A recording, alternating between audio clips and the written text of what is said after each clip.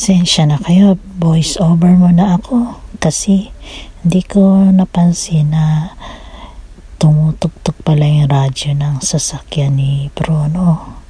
Kaya ito, voice over muna tayo. Ay nako, talaga naman.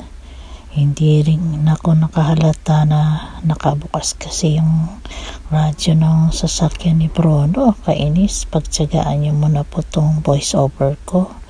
Ayan, tumatakbo kami papuntang hospital po. Kumbaga tapos na yung winter, kaya ayan yung sa bukid makikita nyo may mga bagong tanim na mga gulay, ayan o. Tapos yung bigas dun sa kapila, kumbaga nagsisimula na naman ang mga hapon na magtanim-tanim dahil natapos na ang winter. Kumbaga springtime naman ngayon ang kasunod. Ayan ang mga bahay-bahay na makikita ninyo habang aming nilalakbay ang kalsada sa kalagitnaan. Sa tagiliran niya naman ang makikita na mga view habang kami naglalakbay, mga tanim-tanim, bukid. Ayan, tapos mga bahay-bahay. Medyo maayong kalbo yung puno kalbo yung mga puno kasi nga katatapos lang ng winter. Pagdating ng springtime sa March pa, saka uli magkakaroon ng mga dahon at bulaklak yung mga punong mga nakalbo. Ayan, pasensya mo na kayo sa aking boses. Tapos habang tinitignan ko to kung ano ba ang sasabihin ko, ang hirap talaga mag voice over kasi nga syempre magsasalita ako kung ano yung nakikita ko ngayon dito sa video na ito. Parang hindi pa yata humihinto, taka parang humaba yata. Ayun, malayo po yung hospital ko lagi, kaya ito kami ay ang tawag dito, parati naglalakbay sa malayo. Ayan, medyo malapit na kami dito. Paghihinto dyan, ay hindi pala huminto, dumiretso pala. Ayan, di ko alam kung huminto na yung tugtog. Diyos mio, hindi pa pala nahinto yung tugtog sa radyo. May nag-a-announce pang Haponesa. Kainis talaga to si Bruno. Ano kami? Ano ulit sa aking hospital. Ito hospital to ng pangalawa. Yung unang hospital ulit. Ngayon din ako na-admit. Pagpatatahimik na ako, nasa loob na kasi ako ng hospital.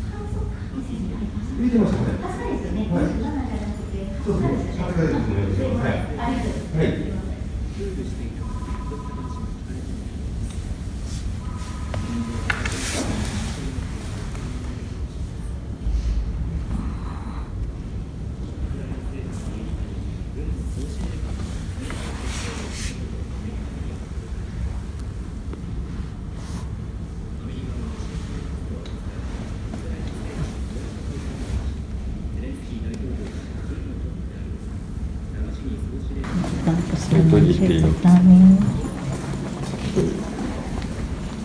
Ang tao.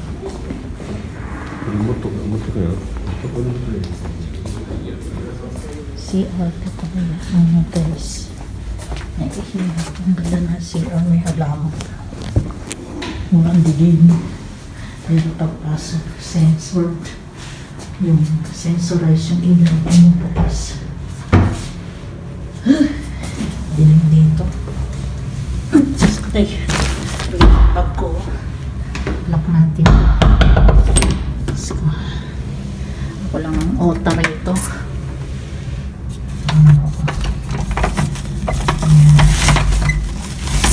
Ginagawa ko ng show.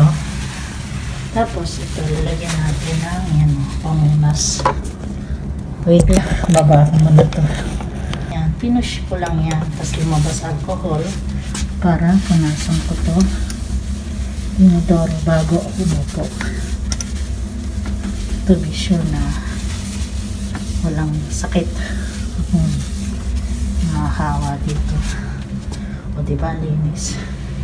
Yan o, cleaner. Nakasulat yan, seats. Yung seats cleaner, alcohol. Yan. Kuhaan tissue. Tapos dyan, patuloy mo.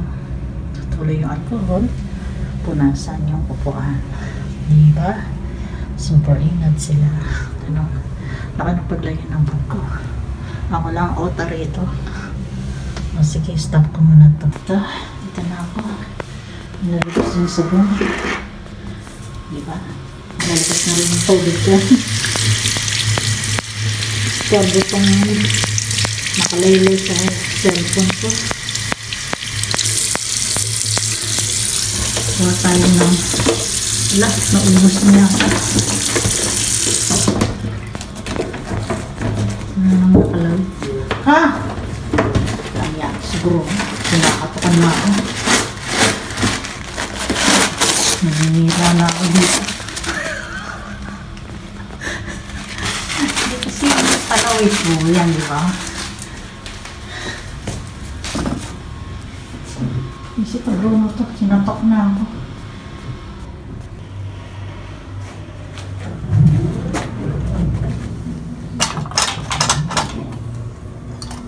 Sipa. Labas pa sa hula.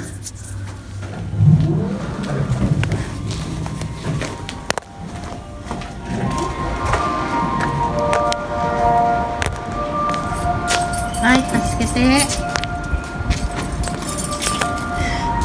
Ano sa音楽? 12時の音楽。違うでしょ。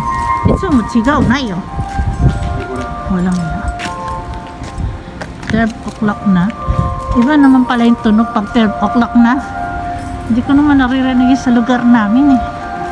Dito lang sa may hospital na to. Sa lugar namin, pag alas 5 na, may tumutugtog. Signs na uwi na raw mga bata. Ito naman tugtog na to. Signs na alas 12 na raw. Ay, nako. Hindi na kailangan ng relo dito sa Japan. Ay, nako po. Meron na naman palang tugtog. Talagang hindi ko napansin talaga. Grabe. Ayun. So, ito na nga ho. Nagda-drive na naman kami. Dahil nagpapabili ako ng pajama kay Bruno Mars. Dahil nga ang lamig-lamig. Laba ako ng laba. Sabi ko, kailangan ko ng maraming pajama na makakapal ka ko dahil napakalamig sa kwarto namin. Kasi nga hindi niya ginagamit yung heater namin sa kwarto dahil nagtitipid nga siya. Tapos sabi niya, sige, sabi niya ganon. Total, katabi lang naman nung bilihan ng mga damit, yung malaking supermarket, di doon na rin tayo mamili. Sabi niya kung anong makita doon. Sabi ko, sige. Tapos nagtalo pa nga kami dyan kasi yung pronunciation niya ng Avail, sabi niya Abel. Kaya sabi ko, anong Abel? Sabi ko gano'n sa kanya. Sabi ko, hindi kami magkaintindihan dalawa. Yung pala, yung avail, ang spelling nun ay A-V-A-I-L. Siya, ang pronunciation niya parang sinabi niyang A-B-E-A-B. Ayan, tinuturo ko yung McDo. Sabi ko, gusto ko sanang pumunta ng McDo, kaso di mo naman ako tinadala. Sabi niya, layo-layo niya. Sabi niya gano'n sa akin. Kumbaga, malayo, dadayuhin pa namin 40 minutes mula sa bahay namin. Ayan yung mga puno kita nyo, mga kalbo. Wala pang mga wala pa silang mga dahon-dahon. Nalagas nga, di pa? Kasi nag-winter nga. Pero tataka ako sa amin, hindi umulan ng yung katulad sa ibang lugar na pagkarami-raming mga snow. Dito sa amin, para kaming nasa bandang kalagitnaan ng mapa ng Japan o bandang Mindanao, parang ganon. Kasi sa bandang north lang yung umuulan ng maraming yellow talaga, snow pala dito. Pero sa lugar na hindi, ayan ang ganda ng mga bulaklak ko dyan. Ayan, bali parang ginawa lang yan kasi tinan mo naman yung mga puno, walang mga tanim. So ayan, naglalakbay kami, medyo malayo pa yung pupuntahan namin na bilihan ng mga pajama. Pero marami ding mabibili doon, hindi lang pajama. Kaya lang, sabi nga ni Bruno sa akin, budget tayo, sabi niya sa akin. Kasi nga, syempre, nagtitipid. Kaya sabi niya sa akin, pagdating doon, mag-isa na lang daw akong pumasok at siya ay maghihintay na lang daw sa loob ng sasakyan. Panenturo ko sa McDo dyan, Para akong batang kawawa. Turo lang ng toro. Hindi naman ako ihinto ni Bruno sa McDo. Tapos ayun nga, sabi niyang kanon, sa loob lang daw siya ng sasakyan. Mag-isa na lang daw ako. Dito naman tayo sa Iwade. Wade. Ayan. Ayan, kami napas. Sikat ng araw. Pero hindi siya mainit kasi hindi naman summer Ayan, spring. Pero grabe, ang lamig pa rin pagka lalo na't gabi. Tapos kahapon habang nagsasampay ako, ang lakas ng hangin, ang lamig. Grabe. Paggabi hindi ko na kayang sakit kara. Umuha ng kata. Ari nga. Ari ito si Pachinaro yo. Sunoong ga ako kikoy tako ko. Oh my god. Oh no. Kapapatay lang ng bro kong asawa. Yung radyo pala nakabukas, tugtog na tugtog, hindi ko man lang namalayat. Ay nako, patay tayong bata tayo. Nandito kami sa crossing. Yan. Sabi ko, hindi mo ba alam na masisipar ako dyan sa tugtog dyan, sa radyo mo dyan. Yung ito yung ang tawag dito, navigator na may TV at may radyo. Hindi ko rin naman napansin na nakabukas yung radyo. Tapos bigla niyang pinatay.